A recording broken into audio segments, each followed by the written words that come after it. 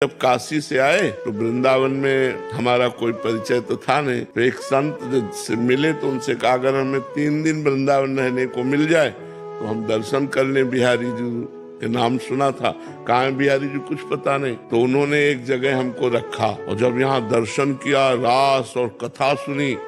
उस समय बड़े सिद्ध महापुरुष थे मथुरा दास जी, वो भक्तमाल की चर्चा करते थे, बड़े सिद्ध, वाणी से अमृत टपकता उनकी। अब तो मन रम गया और जिस आश्रम में रखा वहाँ संत सेवा होती थी, तो वहाँ हटाने का कोई नाम नहीं था। तो 2-3 महीने व्यतीत हो गए, लेकिन वहाँ वातावरण जो था वो आश्रम का था और काशी में घाट में रहते एकांत वातावरण में, तो एकदम मन भागा कि एकांत मिलना चाहिए जिससे हम निरंतर भजन कर सके। अब वहाँ एकांत तो हमारा कोई परिचय नहीं। मदन मोहन का टीला देखा है? इस टीले पे चढ़ करके एकांत में दोपहर के समय खूब रोए भगवान से आर्त भाव से।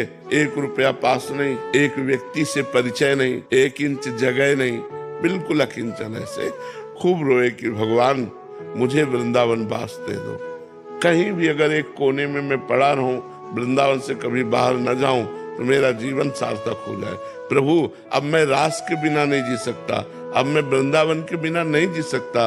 रोए बच्चा, जब खूब रोए, घंटों रोए और रो करके अब सोचा कि अब चलो काशी चलते हैं। पुनः जैसा हमारा जीवन था, तो जो ही उतरे तो एक छोटी सी इतनी बड़ी लाली गौर वर्ण की हमारा अचला पकड़ा। दोपहर का समय था और बस ऐसे घूमने लगी चारों तरफ और बोले थे जाएगो बाबा जाएगो। तो हमारी तो कुछ समझ में नहीं आ रहा था क्योंकि भाव में एकदम उतरे थे। अचला छीना ऐसे चल दिया। जब आगे चले तो हमारे दिमाग में आया ये लाली क्या कह रही थी, जाएगो बाबा। हम ऊपर सोच के आए कि काशी जाना है, ये क्या, ये लाली क्यों? तब लगा यार श्री जी तो नहीं थी, क्योंकि वृंदावन फिर लौट के आए, हमें लगा कि किसी गोस्वामी की कन्या होगी। तो लौट के आए, वहां आसपास पूछा तो बोले यहाँ तो बाबा जी रहते हैं सब, मदन मोहन जी के नीचे, यहाँ तो बाबा जी रहते, यहाँ तो कोई कन्या है नहीं, लड़की है नहीं। बस हमारे समझ में आ गया कि हमारी लाडली जू हमारे छोर को पकड़ लिया। जिस आश्रम में हम रहते थे उस आश्रम में गए तो पहले से एक संत खड़े थे।